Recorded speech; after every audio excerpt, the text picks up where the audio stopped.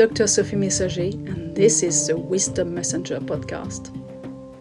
In this show, I interview pioneers in women's health and personal development about groundbreaking concepts that help women reclaim lost knowledge and restore inner wisdom. By bridging insights from ancient traditions and modern research, we question stale cultural narratives and midwife a new paradigm around birth, life transitions, and women's autonomy. Join me as we delve into stories and studies that empower women to reconnect with their inner voice and live their truth. Tune in as we rediscover what it means to fully trust ourselves and shape our collective future. In this episode, I interview Hollie Hope. Hollie is a mother, grandmother, and an integrative healing hearts practitioner, intuitive oracle, and master of sacred sounds.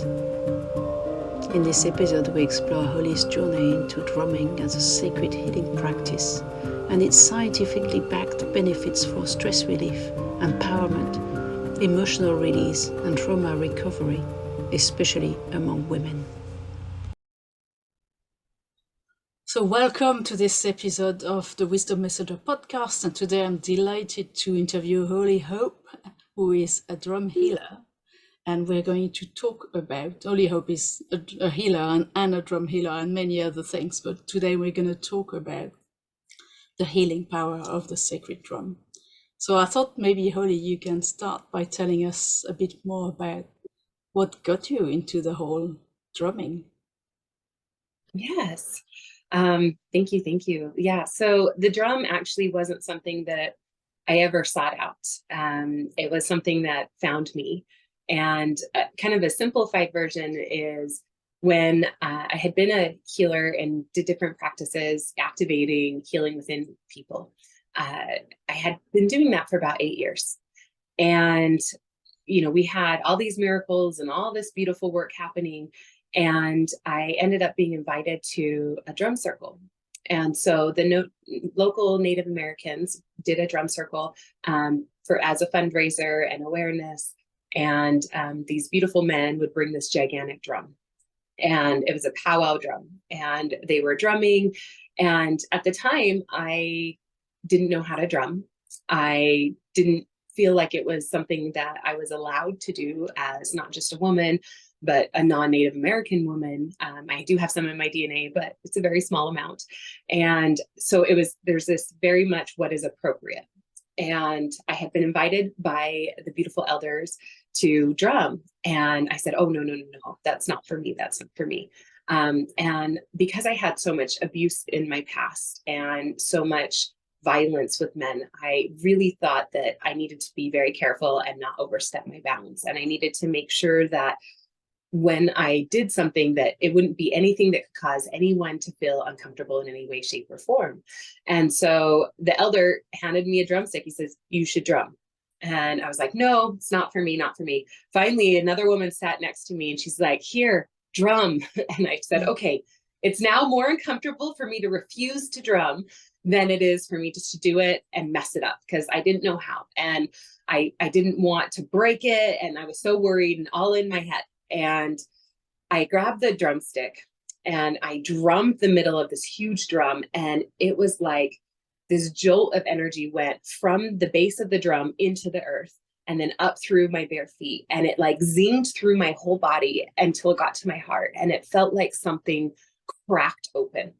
I cried, I laughed, I screamed, I felt all of the things all at once. I couldn't even explain the sensations I was feeling because it was all of them. It was all of the emotions. And it was as if this electric jolt shot out of me. And I was like, what is this? And my smile was so big, you could see all my teeth fillings. And it was unearthing. And in that moment, I felt like I was so present. And I didn't even have any logical concept of what I was or why it was here or what was happening, but I knew that something had happened. And I continued to drum with them and I didn't want to stop. And finally they're like, okay, we do need to go home. You need to stop. And so I stopped. And then my body just felt so ignited. And I was just in awe. And I started explaining to my friends, like, oh my goodness, I had this experience with the drum and I want more. And do you know where there's more circles? And I found out about a woman who leads circles, and she would facilitate making your own drum. And so I ended up learning from her, and we met in the forest with another group. They gave me my wet rawhide supplies and sent me off into the woods. And I got to make my first drum, and it was made out of elk skin. And elk is just so much about self-identity and who you are. And I remember even as I made it, these little caterpillars would crawl across. And I began working with my drum, and I would have these information, these thoughts, these expressive things that didn't feel like my own start to come to my mind. And I would notice that it would intensify the more I would drum. And I began drumming just on my own and, continuing my healing practice, but I didn't know about all the healing that happens with the drum. I didn't know about the physical. I didn't know about the emotional, or, the white brain matter that increases and it's actually healing your brain. I just really loved the vibration. And a short time after that, I found myself in a really, really dark place. I was very suicidal. I couldn't seem to find the way out of that dark place. And I found myself like basically spending all day long hiding in my closet in the dark, because then, no one could get to me. My kids couldn't bug me. And I love my children, but at the moment, I didn't know how to handle what I was experiencing. My husband of 13 years had chosen to leave for another woman, and it questioned everything about me. I didn't know who I was anymore. I questioned my religion. I just felt so lost. Mm. And in this time, I was there in this mental space for about 3 months. I could barely eat, and I just didn't want to be here anymore. And I had someone that I had commissioned a drum, and it was a synthetic drum, but she was supposed to paint something on it for me, whatever she felt inspired. And she reached out letting me know that she had this drum for me, and I had completely forgot about it. And so I received this drum, and there's a big lion on the front. And I went, oh, a lion, interesting, because I don't feel like a lion at all. And even the mane of the lion matched my hair, like it was the same color. And I was like, I am the lion? I don't understand. And so I had the drum. I didn't even drum it when I received it. I just left it. I left it off. And, the first time I kind of drummed it and said, okay, yeah, that sounds good. And I was excited to receive it. But then deep down, I was still in that dark place. And one morning, I decided, well, if God's not going to take me, if I'm not just going to leave the planet, then I guess I need to decide to be here. And so I just didn't want to feel that way anymore. So I grabbed the drum, this lion drum, and I banged it, and I would hold it at my heart. And then I would drum kind of like here with the handle. So I'd hold it here, and then I'd drum. And I would drum, and I would drum, and I would drum until I had that moment where I felt like I could breathe. Because when we go through these panicked feelings and where we were in that stress, the last thing we want to do is take in air, take in resources to exist. And I would drum until I caught that breath.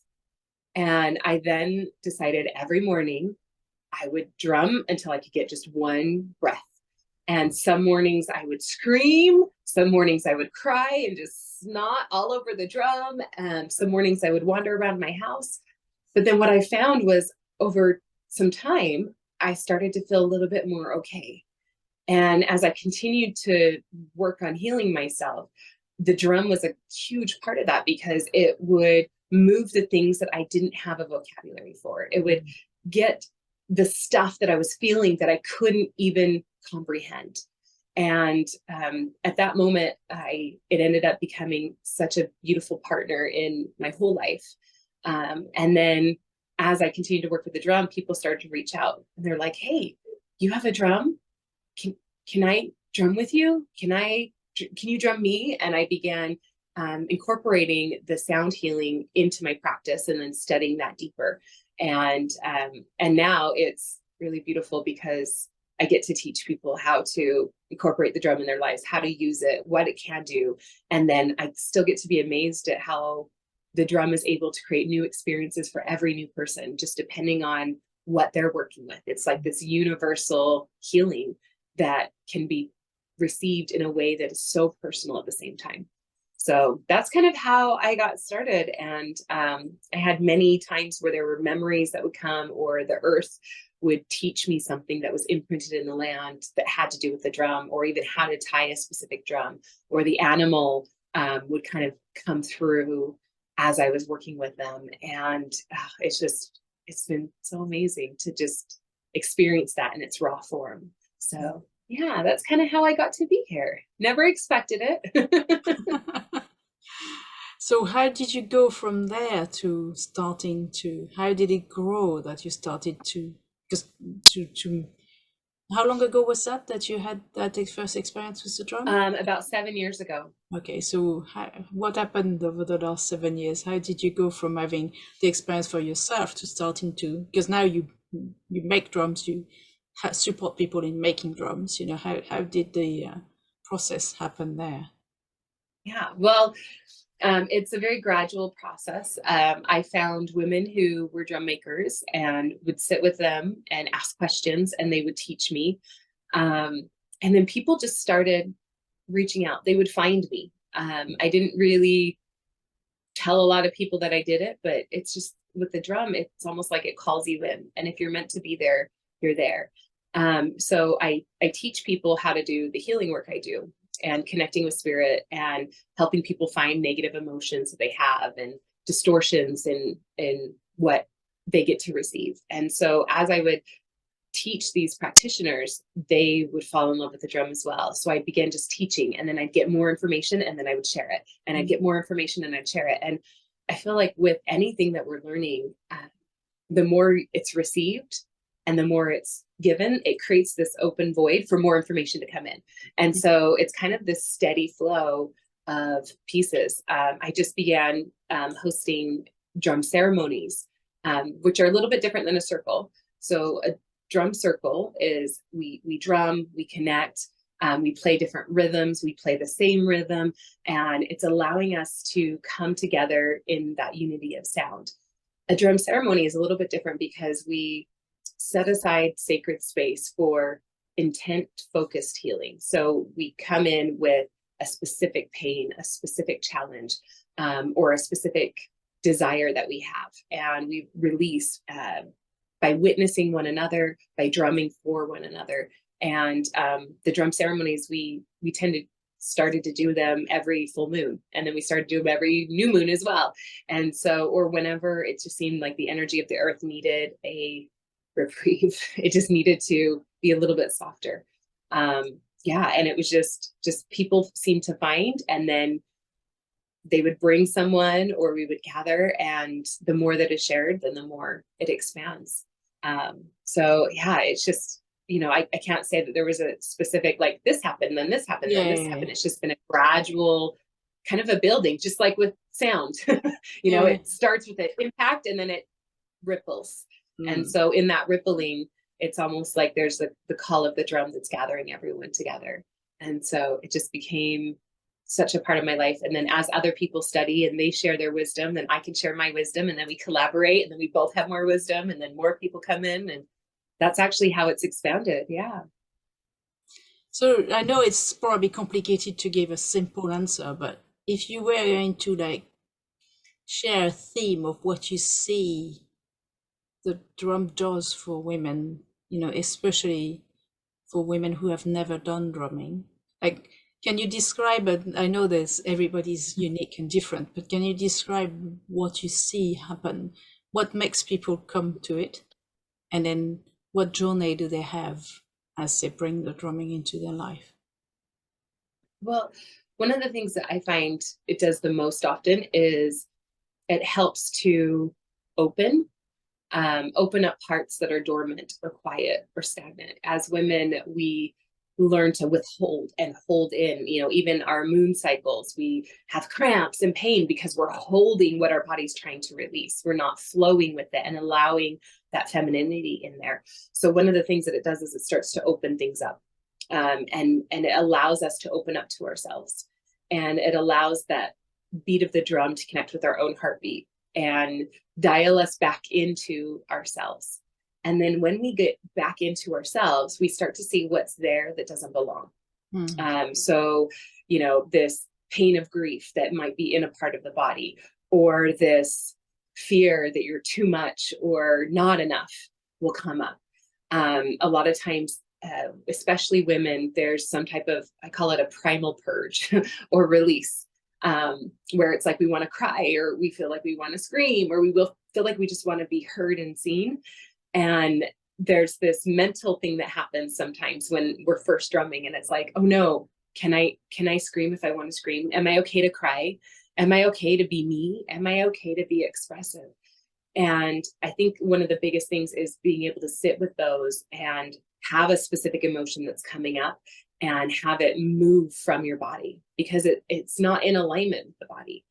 Just like vibration, sound, frequency, it's about a wave. And if you have a beautiful wave inside and the way your body wants to function, and then there's a part that's a distortion, and it's coming in and it's stopping that flow, being able to say, ooh, this distortion, this piece doesn't belong, and actually having that piece leave the body, having it have enough momentum that it can get out.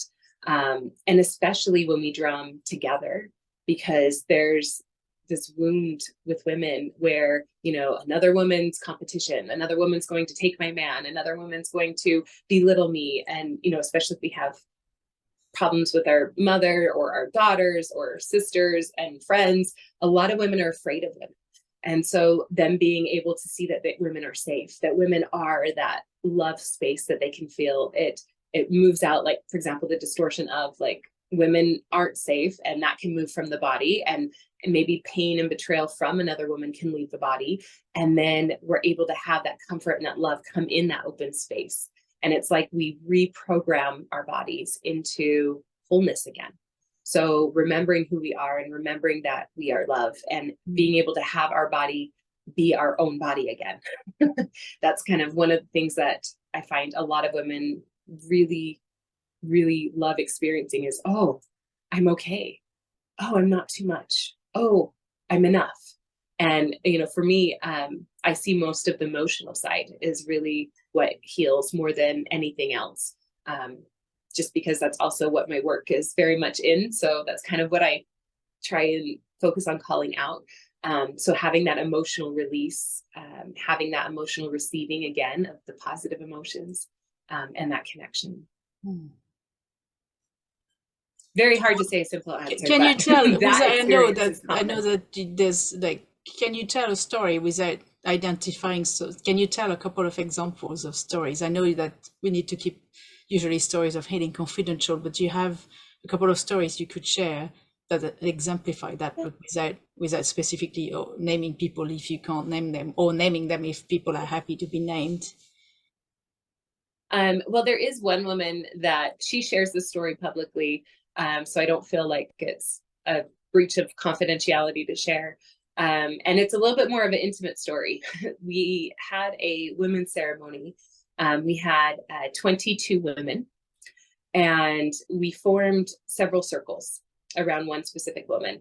And she had stepped into the center because, and when we step into the center, it's a stepping into receiving support. It's, I'm open to receiving the love that comes from your drum, from the animals. I'm willing to have this seen and to be held. And she had stepped in the center, and I can't remember the specifics of what she was releasing, but it had to do with feeling enough. It had to do with feeling like she could love herself, because she's like, I love myself when I'm perfect, and when I can check all the boxes, and I can fit in the mold of the perfect wife and the perfect mother and the perfect worker in society. But there's this piece of me that just never feels enough. It never feels loved. And there were some more things that were discussed, which I won't share those things. And we began drumming her.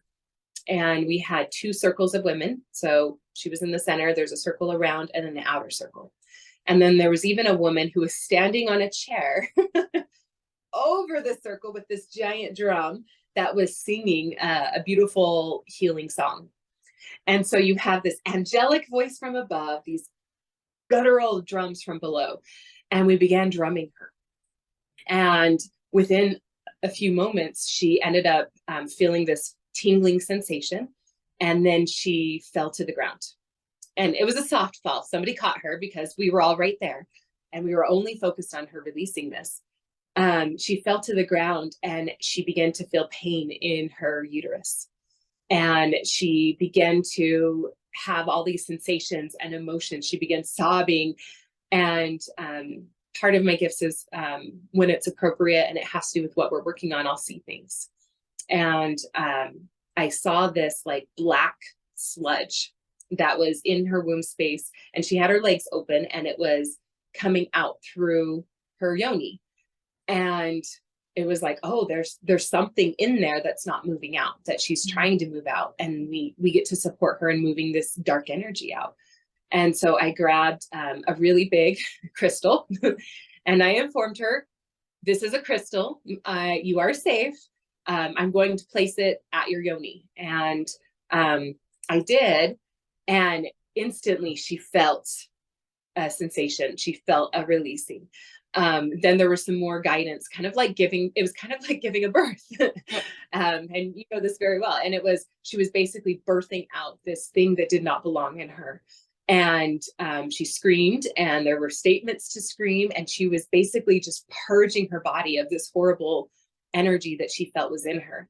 And it was very moving. And there were a few women who kind of looked over at me like, is this okay? Is this normal? Like, are we good? Did we keep drumming? And it's like, yep, we're good. Keep going, you know. And I was right there with her, kind of helping her birth this as her doula, so to speak. And she had a massive release. And then when we finished drumming, we used higher tones because that can help you to balance your body back in. And we held her and we cried with her. And it was very moving. And the really powerful piece is afterwards, she looked at me and she said, how did you know? And I said, I don't know anything. And she said, no, but how did you know? I'm like, well, I just saw this black sludge and it needed to move. So that was my experience. What did you experience? And she said, you know, and this can be a trigger for some people, but I feel like it's a very real thing for the women we work with. She'd mentioned that she had been sexually assaulted by several men when she was a teenager. And she said, how did you know that experience had happened? Because that's what's been here. That's what's been blocking me from feeling these beautiful emotions about my body, about my sexuality. And so we discussed it. We kind of unpacked it a little bit. And then 2 weeks later, I got a message from her. And she had told me, Hollie, in my 50 years, I've never, you know, and I hope it's okay that I'm being very open right now, but she said, I've never experienced an orgasm. I just had my first orgasm. And and I'm all chills. I'm like, oh, you know, to think of something so painful that happened when we were so young and we didn't know how to process it. We didn't know how to understand it. We take it on. And then she was able to finally experience that release and then that pleasure allowing to come into her body, and her body is now functioning as her body. And for her, it actually started a whole different career change, a whole journey. She went from being a real estate agent to a mentor for other women and training and teaching. And she just did a women's festival called Yin on Fire, which is a celebration of women coming together for healing and connection.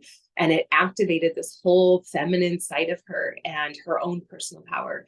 And that story is one that, I love, because all we did was drum and hold the space and allow the sound and the vibration to call in, like, this is where we see you. This is where you want to be. And then she did all that work inside. And then even afterwards, and she continued to drum. She ended up getting a drum for herself, and she continues to drum every single day. And anytime these dark shadows come up, then she gets to move them. And it is such a beautiful, beautiful piece. So that one is one, and that's why I mention a lot of times the power of drumming together as well as drumming individually, because when you have others that can hold that frequency of healing and say, here it is, come join us, come join the sound, and then the body will naturally attune For to me, it. there's a lot of stuff that you've said that I resonate a lot with, which is it allows people to move stuff they didn't even know they had, and also allow to move stuff that you wouldn't be able to verbalize. Because the more I delve into this, the more I'm like, the problem with Western approach of therapy is often just talking to the mind, and a lot of trauma is stored in the body. And I keep reading, because I'm doing research for the book I'm writing on drumming, I keep reading stories of how I keep having this image in my mind that I want to create a way of drumming in pairs to help people release trauma, because it allows this thing to come out that people don't even have words for. And they can express it safely because they don't have to re-traumatize themselves by re-speaking the story. And that's why I find this process, and I keep looking at the fact that in cultures around, including our own, in cultures around the world, there used to be community trance processes on a regular basis. Recently I went to a curtain and we had some drumming, and some guy was playing the harmonium, and he's from India, and he said, in where I'm from, it's normal. But in the Western world, trance, the change of consciousness that is necessary for processing trauma, is looked at with a lot of suspicion and fear. Because that stuff you just shared, that the women were like, is this okay? We were like, oh, shit, what's that? I spent the last, as well as drumming, I've spent the last 10 years doing anti-ching, a form of womb healing ritual, and that stuff you describe. I've seen lots of time when we hold the women as a group, that stuff comes out that I often have to clear myself afterwards, because women release trauma, women store so much trauma in the womb, and that's what we have available as is not enough. What the Western approach to healing is so like that shallow. Uphill. Yeah, like it's very, it doesn't touch the sides, it's like really scratching the surface. I was running another interview a few days ago, which is the episode before this one, and the woman I was interviewing was also a healer, somebody who uses a different modality, was saying, the Western therapy helps you understand stuff that's happened to you, but it doesn't heal it. And I thought, yeah, I think she's right with that one. So there's something about, so I think that leads us quite well, unless you wanted to share another story, leads us quite well in that. Can you explain to us a bit more what the drumming does in terms of what it does to the body, what it does to the mind, what it does to the physiology of the body, the sort of scientific aspect of what, because right now we've talked about very spiritual thing, and I think it helps people really understand more, and also be more, what's the word I'm looking for? The world we live in tends to think that it's easier to approach things from the scientific angle. So that's what I do in because I was a scientist for 20 years. I always bring in the science to almost bring people over to the other side of the bridge, because science feels more palatable than the sort of what's seen as woo and Yes. stuff. Well, and also when you have different belief systems, and we all believe in different things, there's different religions, and so some people, when you talk about the spiritual side or the emotional side, then they go, oh, but that's not in my religion, so I shouldn't drum. And it's like, no, this is in your body, this is your human body experience. Yeah. And so it's nice to have the science so that they know this isn't a religion of drumming. It's actually a practice that would be just like drinking water. It's healthy and nourishing to you. Yeah. So, and I love that you kind of asked that, because that's exactly one thing that I was feeling like I wanted to share as you were talking, and I was like, oh, this is perfect. It's all in alignment. So one of the ways that I really like sharing what the drum does is, if you think of a triangle. Yeah. So anytime we heal anything, we talked about, well, a lot of, therapy will help the mind to understand the trauma and understand what's going on. But then we have the physical body that stores those memories in the cells of our body. And, even though the mind is like, oh, okay, this is the past trauma, and this is why this isn't fair anymore. But then next we know, our body is developing things like cancer and disease, and we just associate with the body's broken, but we don't realize that whatever trauma the cells are stored becomes a mutation. The program is a lower vibration, a lower frequency than what originally it started as. And then we also have the energetic and emotional body. So if you don't have the emotion plus the mental plus the physical in that triangle, those 3 points, then your healing is going to be incomplete. And so that's where we love the drum, because the drum will actually clear and activate that physical body part. And one of the ways it does it is because when we think about when we were in utero, when we're in the womb space, and I'm sure you work with this a lot, the very first experience we have as a human isn't light or dark. It isn't hot or cold. It isn't consciousness of our own existence. It's that heart. It's that drum beat. It's that sound that our mother's body is making. So our body, as it's being created and those cells are multiplying and aligning to their highest, most perfect form, are able to use sound to get the frequency of what new cells feel like and what healing is. And so as we are able to drum, it's activating those cells in our body to shift to a higher, more perfect form. Now that's like the simple way that I like to explain it, because it's easy for me to understand. And it's usually easy for somebody who's never drummed before to understand that concept. Like, oh, back into when I was in the womb. Okay. And even if there were traumas that came later, by going back to that original point, your cells are able to go, oh yeah, we're going to align to the highest, most perfect form. One of the things I really do love is thinking of the concept of ourselves as having these little gates that open and close. And as a scientist, you know all about this. And so these gates are able to open and close. And when they open, they're able to release any distortions. They're able to release the negative emotions. They're able to release toxins. And then they're able to receive in seeds of healing and light and new codes and imprints. The amount of information one cell can hold is phenomenal. Like, it can receive, one cell can hold all of the memories of not just your lifetime, but 7 generations before. And so one little cell with all that information is going to replicate and activate the whole body. Now, what happens when we have massive trauma, when we have, depression and anxiety, and when we have illness, is those cells stop being able to function at their full capacity. And instead of opening and closing frequently and just reset, they start to slow. And as they slow, or even close off at all, then that's when the decay happens. And then that's when disease begins to start. And the cells are still going to multiply in that diseased form. And when we are able to drum with that consciousness of thought, with the mind being able to say, this is the intent, this is, we know the power of thought, and I envision a healthy body. I envision my body healing. And then there's so many studies that have shown that, the placebo effect kicks in and people are able to heal themselves just with their mind. So if we have the mind paired with some type of physical sensation, because a lot of the trauma we receive, it's either a physical form, or because of the intense emotions becomes a physical form. And so the drums are able to actually connect with that.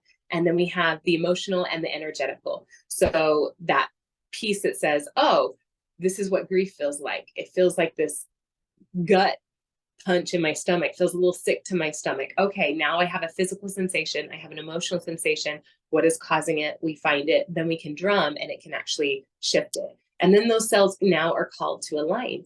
As far as like the mind, one of the things I love, especially with psychiatry and psychology, is they've now shown in research that using sound on a regular basis, specifically the drums, most studies are about 45 minutes a day, but they've been able to increase the cognitive function, your white brain matter. They've even showed studies that help the 2 hemispheres of the brain to communicate better. So they've shown to help with like the Alzheimer's and the dementias and memory, just by allowing that sound. And it's because it's such a physical form into an energetical form, and there's still an emotion, because even while you drum, you're feeling sensation, you're feeling emotion, even if it's concern, if you're drumming right, even if it's thinking about the past, because a lot of times the drum will bring up those emotions, or even just the bliss of connecting with other people and connecting with the sound and the movement of the body. So I really do love that it's it's something that is so simple and so profoundly deep in how it's able to shift. I researched recently because I have a niece that has been healing leukemia. And there are massive studies done on one singular sound wave being able to explode and blast a leukemia cell, just completely disintegrate it. And in my personal view, that ties into vibration and alignment. When you have something that is out of alignment, and the wave of alignment of energy of sound, that if we look at it like electrical currents, the electrical current is going in one direction, and this thing that's in distortion is going to try and expand and move into the uniform frequency. And when it can't, it disintegrates. It particleizes and removes all of its pieces so that it can try and get into that form. And so I really like visuals. So if we can have a story that says, okay, this is what my cells are doing. And it can even release chemicals in the brain that are the feel-good hormones that allow us to feel soothed and all of that. Oh, it's just so delightful. I've even watched people get like the claw fingers, and that's kind of when you're getting into that trance state. The same thing happens when you do breath work and your nervous system is going through an experience. So it can activate that nervous system into a reset, into the tingly feelings, to realigning and recalibrating all the nervous system of the body. And it's really phenomenal. I mean, that I gave a talk to Melanie Siret, the drum woman in the UK. She ran a few weeks ago the first ever convention of women drummers in Colchester, not very far from Cambridge, and she ran it for the first time, and she had 150 people. It was fully booked with a waiting list. And so I gave a talk about the science of drumming there, and one of the things that really blew my mind, I found this book called The Healing Power of the Drum. I don't know if you've read that. And in that, I'll write it down. It quotes, I can't remember the name of the author, Robert something. It's out of print, but you can find secondhand copy. In fact, you could buy it from the author. It's just that I could not get it from him because the postage from the US to the UK was it was cheaper to buy it on eBay. But in there, he quotes a study with this guy who's like been a therapist for 11 years and works with like people who have like hypervigilance, people who are like ex-veterans with PTSD, that kind of people. And he's doing like recording on their brain using EEG electrodes. And he notices that one thing those people don't have is alpha waves. So I'm sure I'm preaching to the choir here, but Please. I'm just going to mention that for our people who are listening to this episode. Your brain has like 4 or 5 categories of vibration. Delta, be the slowest wave measured by electrodes, is the one where you're in deep sleep, and then you have you have theta, which is like light sleep, and then you have alpha, which is sort of this state of flow. Like when you're between sleep and awake, but you're not asleep, but like when you're losing track of time, you're in sort of light trance state. And then you have beta, which is where we're at when we're mostly alert, and then gamma, where you're really focused very, very strongly on something. But what I found really blew my mind, which I didn't know until I started reading the research, is that when there's a direct association with the speed of your brain waves and stress. And it's not surprising because when you're in a relaxed rest and relaxation state, your body needs to slow down so you can heal and rest and recuperate. And it's not surprising that in the Western world we spend far too much time in the higher state, and whereas babies are in the lower states, but children are a lot in alpha, but adults in the Western world are just not enough in alpha. This guy finds that all these hypervigilant people he's trying to help, they just don't have alpha waves at all. So he tries meditation, he tries biofeedback, and he's like, nothing works. And then somebody says, have you tried drumming? And he goes, okay, I'm going to try drumming. And he gets those people to drum for 20 minutes once, and they all have alpha waves. And as he said when it's being cited in the book, he said, not 5 sessions, 1. And I'm really, really blew my mind, because I was like, wow, it's helpful for people to know that. because Yes. my experience of drumming, and I'd really like to hear if it's been the same for you, is that what I can achieve through meditation takes long time. With the drumming, it's instant.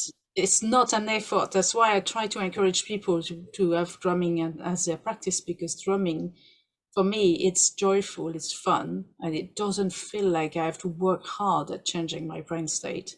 It's literally within minutes. I mean, the research shows 10 to 15 minutes for most people, but I think the more you do it, the faster you just like you hear that. And the funny thing is you don't have to believe in it, because it does that to people who have never heard it. You know, the entrainment, that stuff you were talking about with the cells and the vibration, we know that the drumming does, the sound does this thing where it gets your brainwaves to entrain with the speed of the rhythm of the drum, whether you'll want it or not, right? It does. Well, and the more you do it, it's like muscle memory, right? Yeah. And so it drops in. I worked for a therapist office several years ago, and one of the practices they had there was the brain training, where they would put this cap on and it would measure your brain waves and give some neurofeedback of how your neurons in your brain were firing. And it was really interesting because you could get this little map, color coded map of your brain, and they could look at that and go, oh, this person suffers from depression, from some anxiety, and they can tell which part of the brain is in full function and which part is not. And so somebody who had a lot of those, they call them hot spots or cold spots, meaning that the neuron fired really fast and rapidly, and too fast that they never got that beautiful relaxed state, or that they would go so slow that they would time out and the message wouldn't get delivered. And so then the body couldn't respond to the signals the brain was saying. And in my massive curiosity, I was like, hook me up to the machine. I want to see my brain.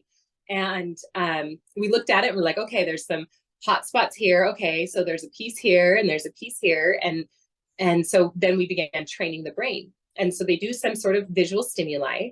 They had this TV screen, and you watch the TV, and as soon as your brain was no longer engaging, it would start to go dark. And then you go, oh, unconsciously, why is this screen going dark? And then it would lighten again. It was really neat. But for me, it just kept going dark, dark, dark, dark, dark. And I was like, oh no.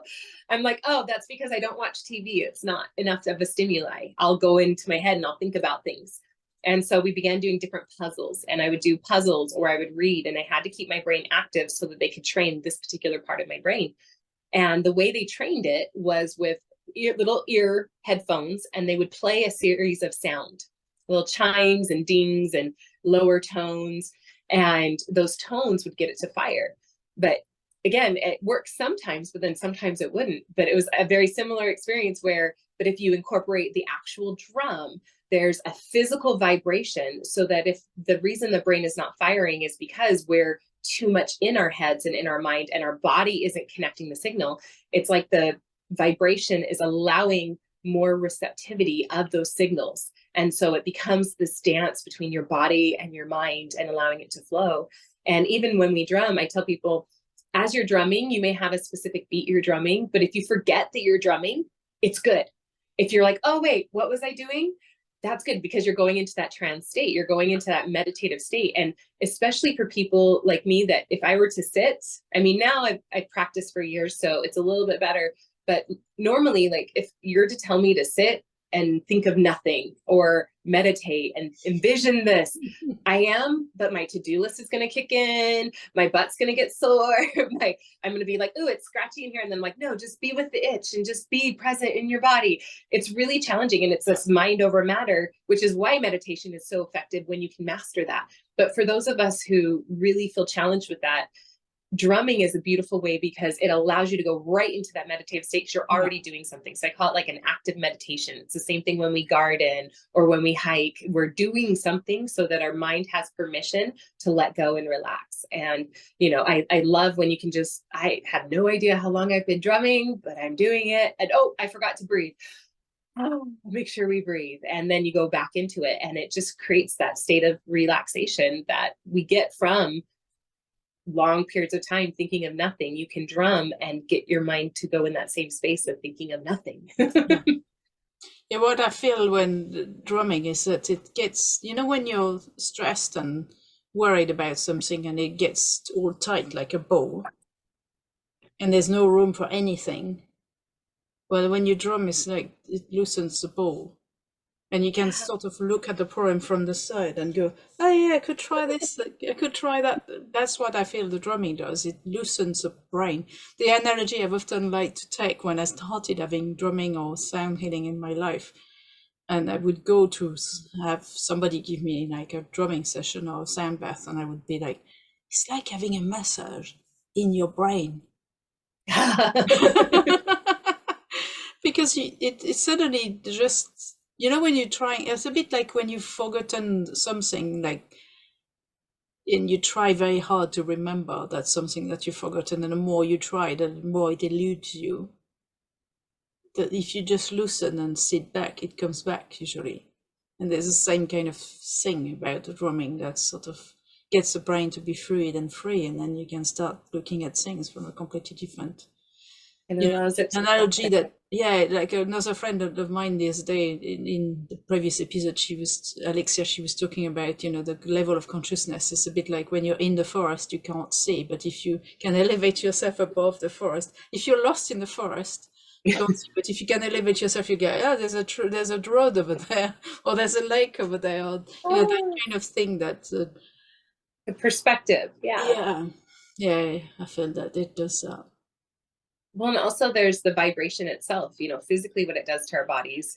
We think of like how often you're like in a truck and it's like vibrating and you just kind of, oh, I'm going to fall asleep in the car. Or what we do with fussy babies, we put them in the car and drive them around, because that vibration is also a soothing, and it just helps everything to soften and to expand. And so, yeah, there's the vibration. I'm like, I could fall asleep now when I drum, but then we can also choose to change our focus and our cadence and the way we beat and shift it differently. We can make it more intense. Like if there's so much tightness and there's, these feelings of anger, these very hot emotions, it can help to actually get them out of the body again. So we can get that view, because otherwise it's just right in front of our face and all we can see is what we're feeling. And it helps the brain to slip out of that primal mode, that limbic system, to come in and go, okay, we don't have to be in fight, flight, freeze anymore. We can have more cognitive function. We can look at logic and reason. So it's very similar of like getting over those trees. It allows our brain to start connecting. One thing that I did learn when I worked at the therapist office was there was anytime we're in a trauma response, which trauma is anything that overwhelms the mind and it causes it to shut down. I love this analogy. It's one of my favorites. So if we have the primal part of our brain, the emotional response, and all this, of course, and then the frontal lobe wraps over the front. And this is your logic and reason. So we have all logic and reason gone, and we have all logic and reason here. When we're in a trauma response, there's a term called flip your lid. And it's an older term here. A lot of people don't know this term, but it was common in my house. It was like, oh, she's flipped her lid. She's gone crazy. She's all over the place, over emotional, right? And it means that this little lid just goes, bing, yeah. And we're not operating out of that survival mode. And we can't reason, we can't logic, we can't think through a problem. And it takes 20 minutes for us to get out of that stress response and back into logic and reason. So if we're trying to solve a problem, or we have our partner and we, are in an argument, and then we flip our lid and then they flip their lid and then ours comes down and then they say something, it causes us to flip it again. That 20 minutes starts over again. So it's really beautiful, because with the drumming, it actually curbs that 20 minutes a lot shorter. In the therapy office, they would even say, like, if somebody is in that trauma, like, have them pay attention to what their feet feel like in your shoes. So you just take a minute and go, what do my feet feel like in my shoes? Well, you were feeling it before, but now that your awareness is there, you're thinking about that sensation. Or they even say, like, rubbing or hugging or something where you can have some tactile, will allow all those chemicals in the brain to disperse through the body, and then the frontal lobe to come back in and start acting again. And so that you can have that perspective. And as we drum, it shortens that window.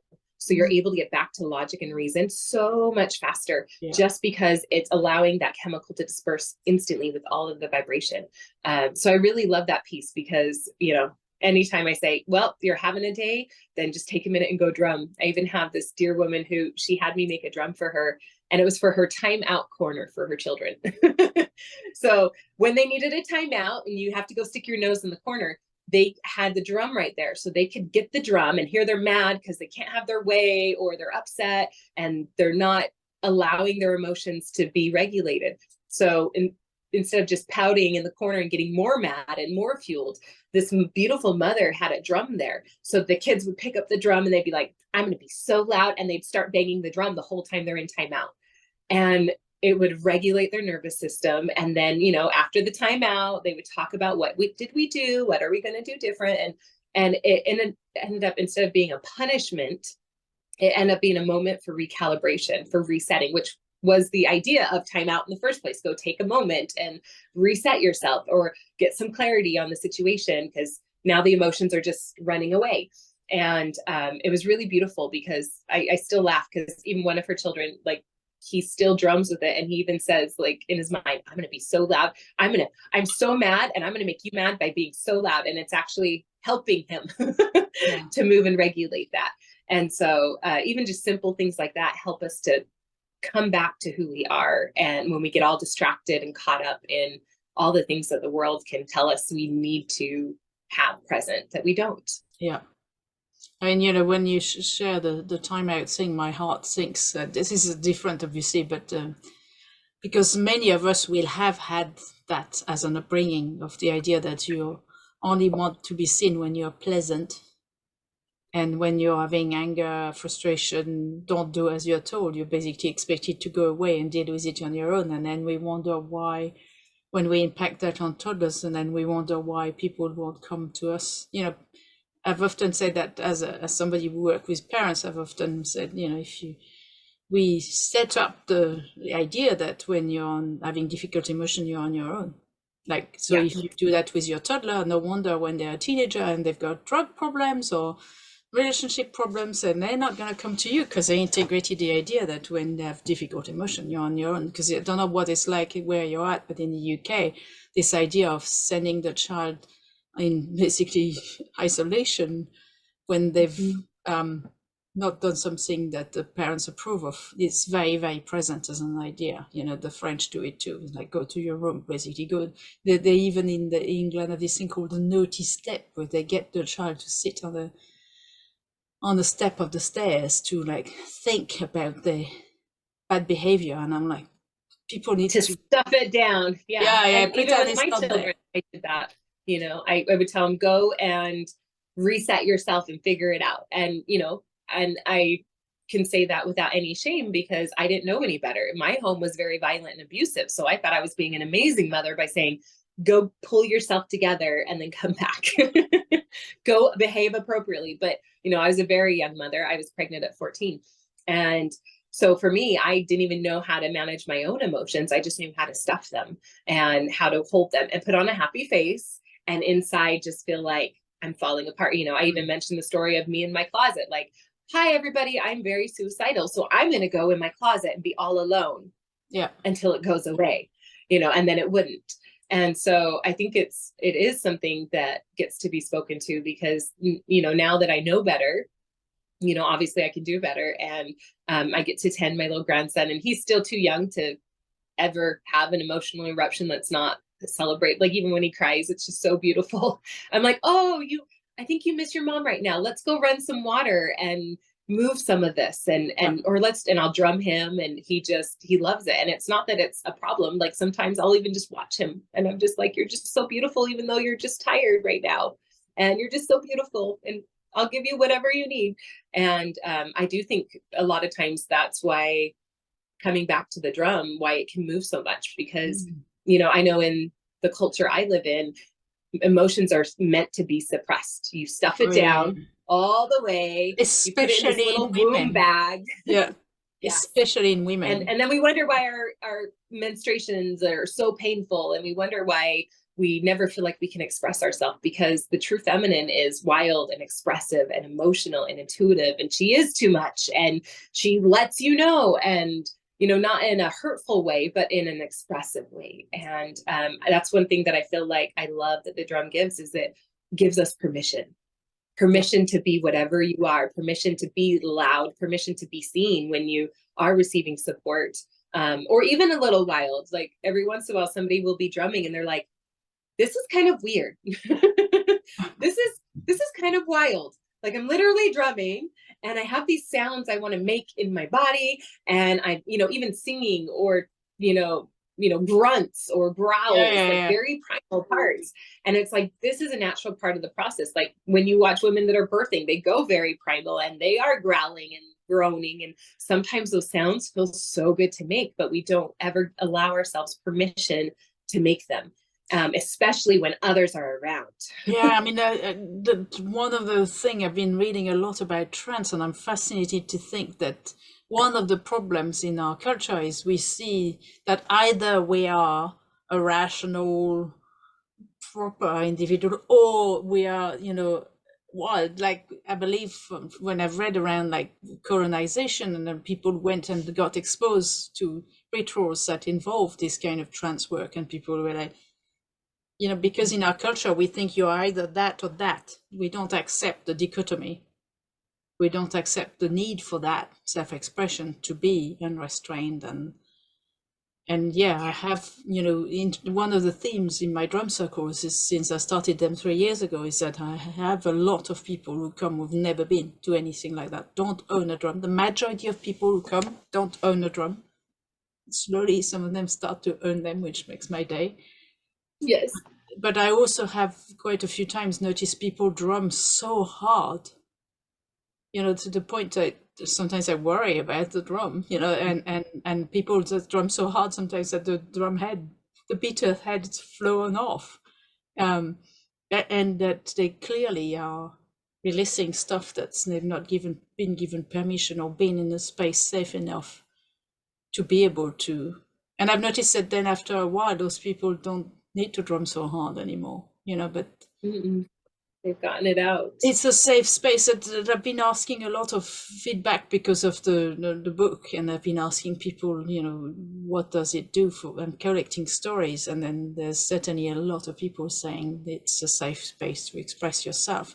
And I loved what you were saying earlier about, movement. For me, movement meditation is not something that's talked enough about in our culture, because people think meditation is sitting still and thinking of nothing, and then they think I'm shit at it, which is, for me, it took me years to understand this is just not what works for me.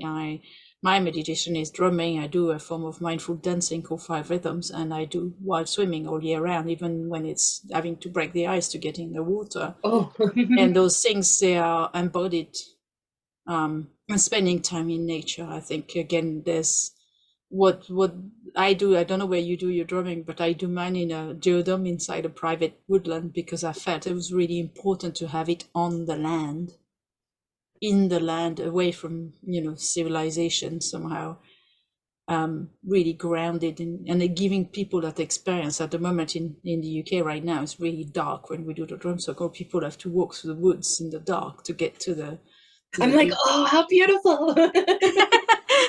Like, I've had people calling me Yes, saying, yes, yes. calling me saying, That's what where I'm I've had to buy some little lanterns now, because people were like, I don't know where I'm going. When they're coming for the first time, it's a little bit scary. It's not a big woodland at all, but you have to walk through a field, and then you have to walk through a bit of woodland to find the geodome. Is like a giant yurt type structure. It's a half dome, but it's covered with yurt fabric. And I think that the re-exposure to nature and the land-based rituals, are really, it's nice to do drum circles inside buildings as well. And I think somehow it can be more, I'm hoping to start finding a space in Cambridge where I can run them as well there, because I think some folks will find it a little bit too out there to go and drum in the woods. And I would like also to invite pregnant women to come and join the drum circle, and we sit on the floor, and it's not always comfortable when you're pregnant to sit on the floor. But this kind of also giving permission to people that they can be wild, they can, that stuff you were talking about, sometimes people want to make noise. I'm sure you do that as well, inviting people to say, if you want to move, if you want to make sounds, if you want to dance, if you want to sing, if you want to do all these things, if you feel drawn to. And sometimes the whole group starts to make noise, and just think it's really quite magical. We've had several times where like somebody would feel like women screaming. Anytime we do a retreat, we usually have a scream ceremony, and a lot of times we'll do it underwater, because that way it's a little bit easier and softer on the throat. But the reason we do that is because that's something that in our culture we're not allowed to do. Like, that means you've lost it. And, you know, again, Yeah. it's that control, Flipped and your lid, energy as you gets said. Yeah. stuck there. Yeah. The liberation and being able to scream and having people react or not react, but you doing it for you. And so, you know, there's several times where we'll be drumming and you can feel, you know, because everyone, usually when people show up at a drum ceremony, there's some form of empath. They understand there's a draw there. They can feel what people are feeling. And we all, as humans, have the potential to connect with what other people are feeling. It's just whether or not we're allowing ourselves to recognize it. And so a lot of times there'll be a woman in the center and you can tell that she's needing to scream. Yeah. And she wants to, but then she's in her head, and it's almost like you can hear the thoughts. And then all of a sudden, out of nowhere, somebody drumming her will scream. Yeah. And then this woman will, Wah! And she'll scream. Yeah, She just gave her permission. And then we move it, and then we sing, and then we change our beat. And so it's like this beautiful dance of connection, of energy moving, of letting your ugly out and letting it be received and celebrated, and then moving it back in. And it's always a different experience for each person. But that's one of the things we say, like, if you feel a sensation like you want to do something and you don't know if it's appropriate, you can do it. There's no appropriate here. Like, you can do anything you feel you need to express. And usually when that happens, sure enough, we talk about it after, and they're like, I was feeling like I wanted to scream, and then I realized I don't know how, and I couldn't remember in that moment. And hearing somebody else like activated it so it could move out. And, you know, there's always softness afterwards. And, you know, I tell people, just because it looks wild, and, you know, people have said, it looks like an exorcism. Was she possessed? And it's like, no, this is her expression. Her body is releasing, and it's a very somatic experience of moving it. And if her body was doing this on a regular basis, then of course it probably wouldn't show up here, but it's because it needs to move, and she's teaching her body how to release and let go on a regular basis. It's a very beautiful experience for a person to teach their own body how to heal, and doing it in the safety of others so they can carry it with them. Just absolutely beautiful. Yeah, where I live, it's actually the desert. So I live right next to a huge red mountain. We get sagebrush, and then my home itself is this little oasis. So I have big trees, this little pod at my home. We call it the cottage. And I was born in England, so it kind of matches. And the woman the house was built for was from England. So I think it's kind of funny that it kind of, like, I have my little cozy green cottage, and then there's desert. So there's not very much tree wise. But when it's warm enough, we do go outside. And when it's not, we have space in a salt room.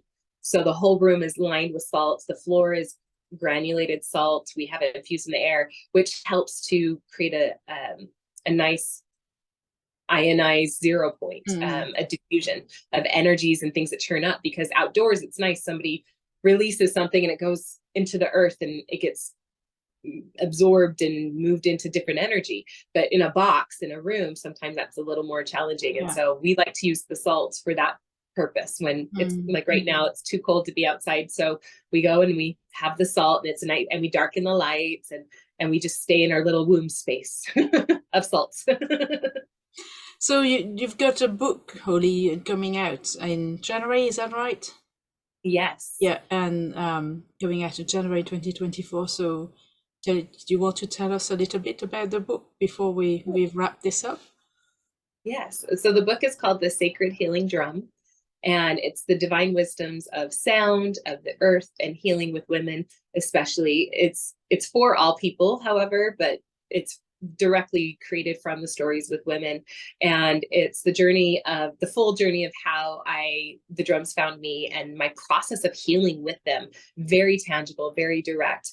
And the stories of other women, understanding how the sound frequency works, which notes to use, which animal hides to use, and kind of explaining a little bit about how to actually use a drum. And I don't like the word use, how to utilize and how to partner with your drum, so that you can start having it as more of a personal practice. It also goes over drum ceremonies and knowing what to do in them, and the types of release and stories that have happened. So it's kind of the things that everybody always asks me, and I decided to put it into a book so it would be a really beautiful form, so that each time somebody receives a drum, they can receive the wisdom with it, so that they can have a deeper practice and get to explore more parts of themselves. So yeah, I'm really excited for this one. Beautiful. So, Hollie, where can people find you if they want to find out more about your work? The easiest route is holliehope.com, That's and easy. it's HOLLIE. Mm. And that links to the pre-ordering of the book. I'm giving away a few drums just for people that have purchased the book ahead of time. We're doing a drawing, and we're actually doing 3 different drawings. So one of them's next week. And so just so that some people who are able to have a drum can have one.